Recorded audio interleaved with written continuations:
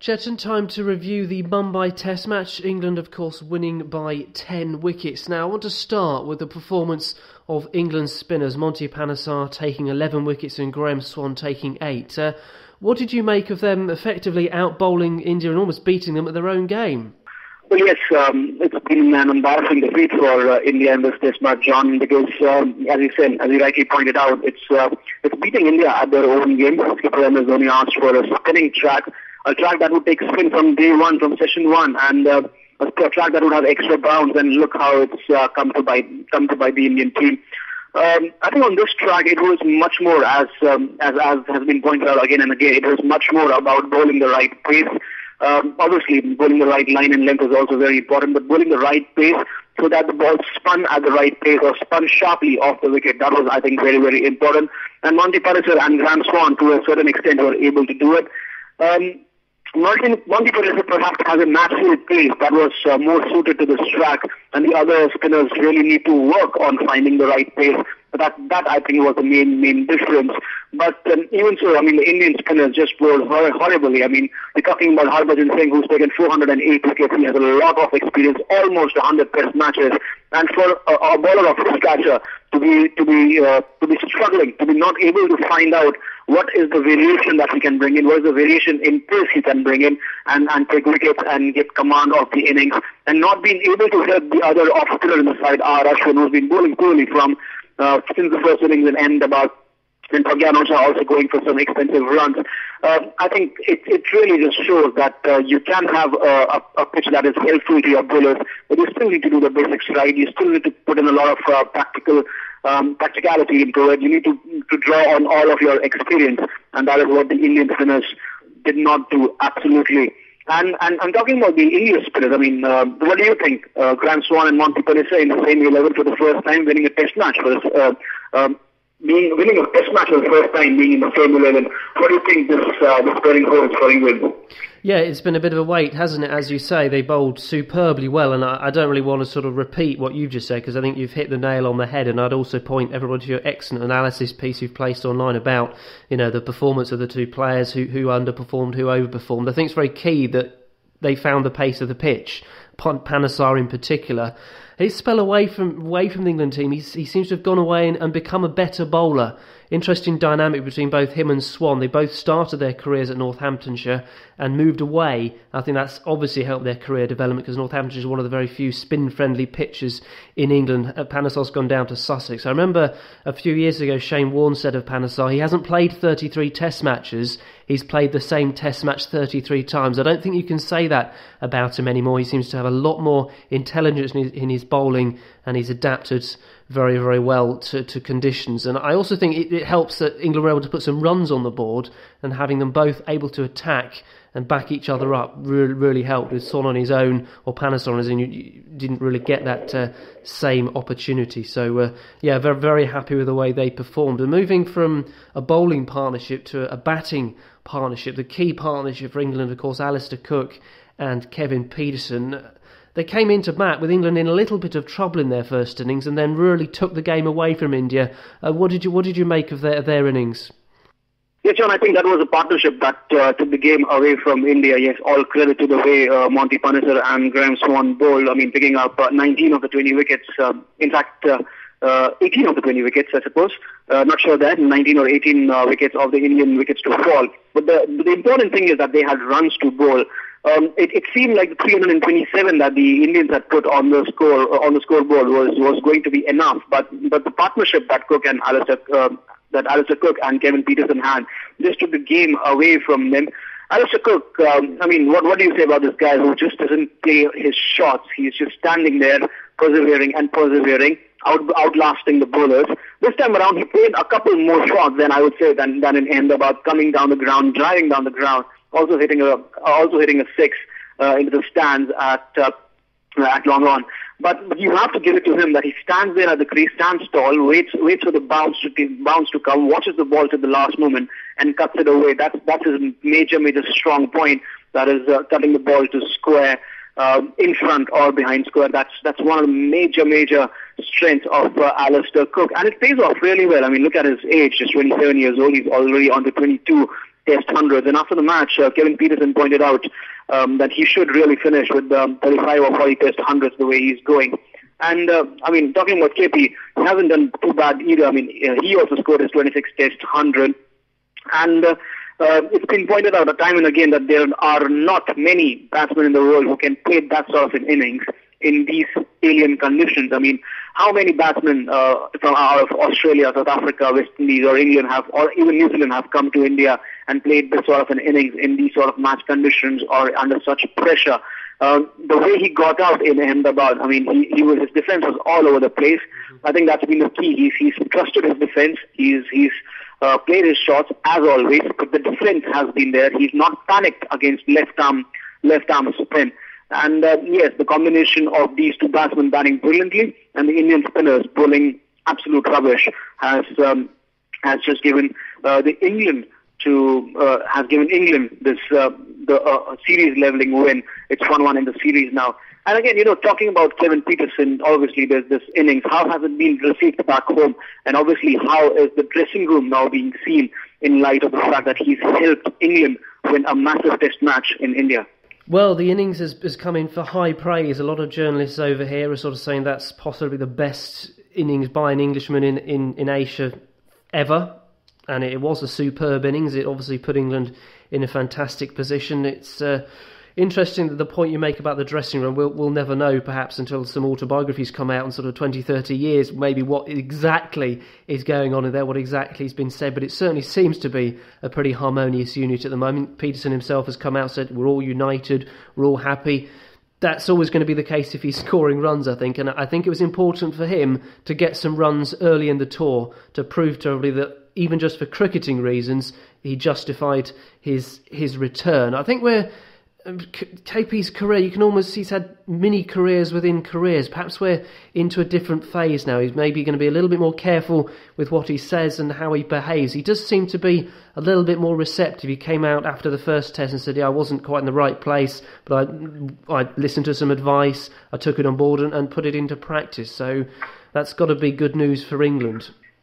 And what do you make of Alastair Cook's 22nd 100? The way he's got into Andrew Strauss's shoes as captain, and the responsibility has brought out a lot of him. He now has 400s in his first 4 tests as captain. So what do you make of Alastair Cook as captain and also scoring his 22nd Test 100? Form of his life, and he's the first person ever to score 4 Test centuries as captain, and he seems to have taken to that sort of captaincy role like a duck to water. Right before the series started, Chetan, I said that as a captain, I think he's going to want to score runs from the front and lead by example, and that's exactly what he's done. Again, he didn't come in, he started the innings, of course, but they were in a little bit of trouble, England, again.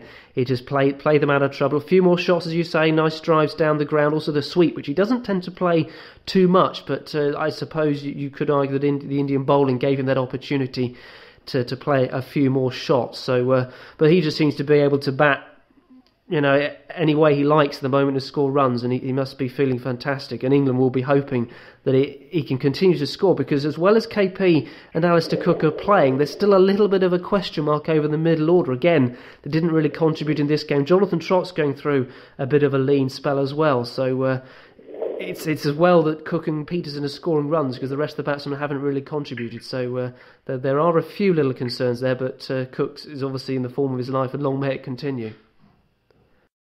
Well, yes, obviously there are worries about England's batting, are there not? Considering the fact that it's only just 200 that was scored in this game from England. Obviously, that took the match away from India. But otherwise, apart from Nick Compton, I think, who's looked a little bit solid at the top of the order, I think the middle order is a bit of a worry for England at the moment, especially Jonathan Trott. He's had 2 ducks out of 3 innings in India. But let's talk about that a bit later.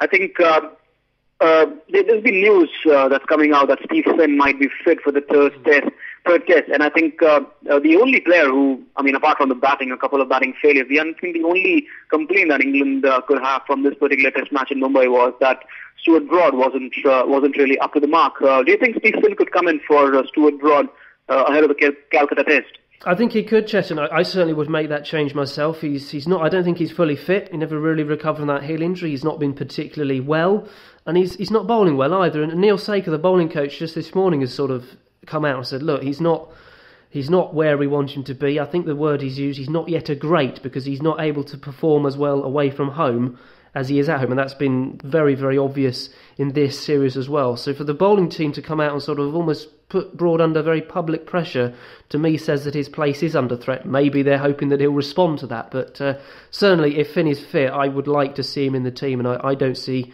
any reason particularly why Broad can't be dropped. Whether he will or not remains to be seen, but certainly for me, Finn in the side in place of Broad would be an improvement. I don't think India would fancy facing him too much either.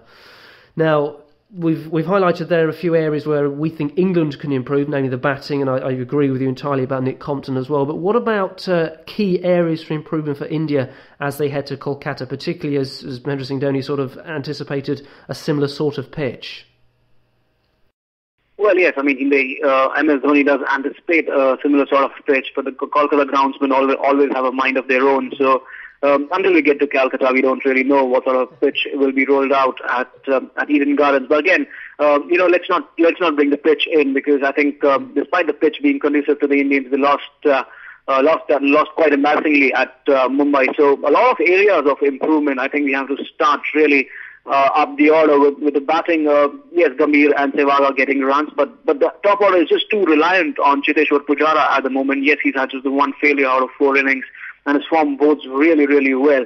But the reliance on him to get all of the runs, I mean, take out his runs, and India will be nowhere. India will probably be 2-0 down in the series at the moment if you take out Cheteshwar Pujara's runs. So, all in all, the reliance on Cheteshwar Pujara has to go. Perhaps it will be suitable for Sachin Tendulkar to move down the order, perhaps at number 5, let Virat Kohli in at number 4. But then again, Virat Kohli needs to play some sensible shots. I mean, 3 innings he's gotten out in this Test series out of 4 so far, and all have been to stupid loose shots.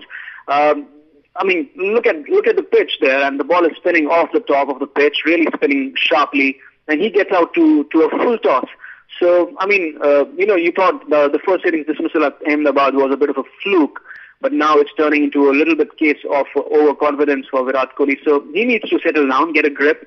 Yuvraj Singh, yes, is a trouble against a lot of spin, quality spin, especially when Monty Panesar and Graham Swan were spinning it like that at Mumbai. So I wouldn't just say that let's drop him or bring another batsman and perhaps Ajinkya Rahane in. We don't really know. Maybe because the squad has been announced for the 3rd Test, and it's the same squad that has been retained. So maybe a case for bringing Ajinkya Rahane in place of Yuvraj Singh, perhaps as a number 6 batsman.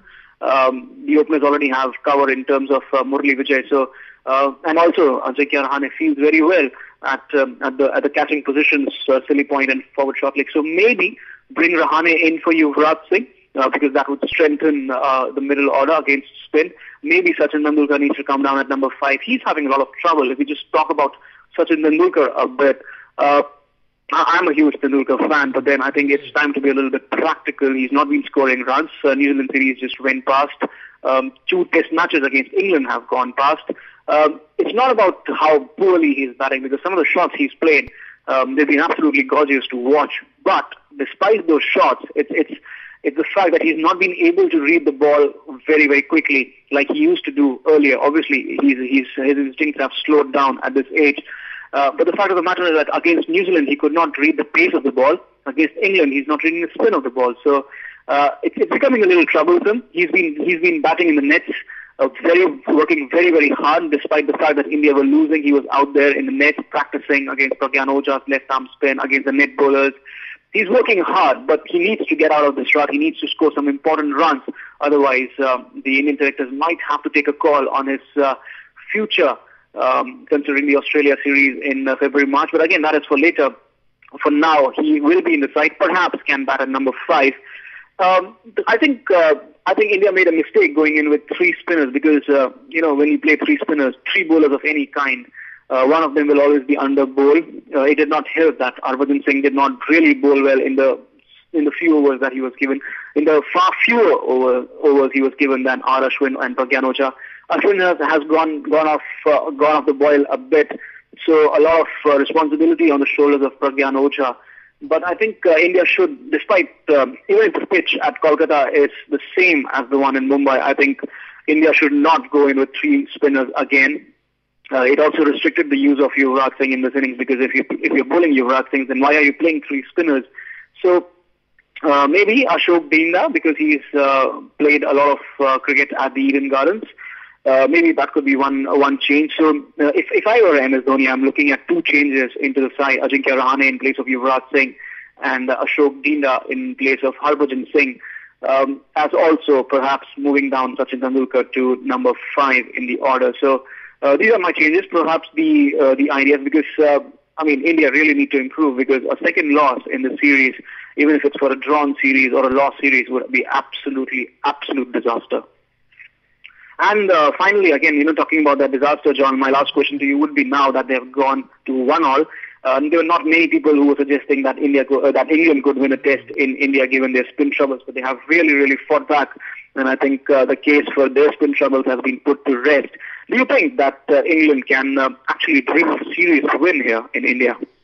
Well, if we're looking at sort of them dreaming of a series win, I know England fans are on the whole very optimistic, so they're always dreaming. There is a chance, because as you say, nobody really expected them to still be in it perhaps after 2 test matches, and they've shown they can compete with India.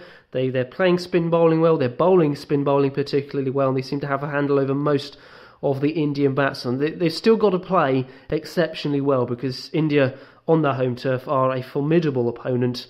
And if you think about it, England have only won more than 1 test in a series in India. Well, it's way back in the 80s, before you and I were even born, I think, Chetan. So it just goes to show that they're not only battling against India, they're also battling against the history books as well. And they maybe just got to sort of bear that in mind. There's still obviously a long way to go and a lot of effort, but it has become a much more of a realistic possibility now that England could just win this series. Even if they draw the series, as they did in 2006, I think that would be an enormous achievement. To go on and win it would almost make this team very, very special indeed. Indeed.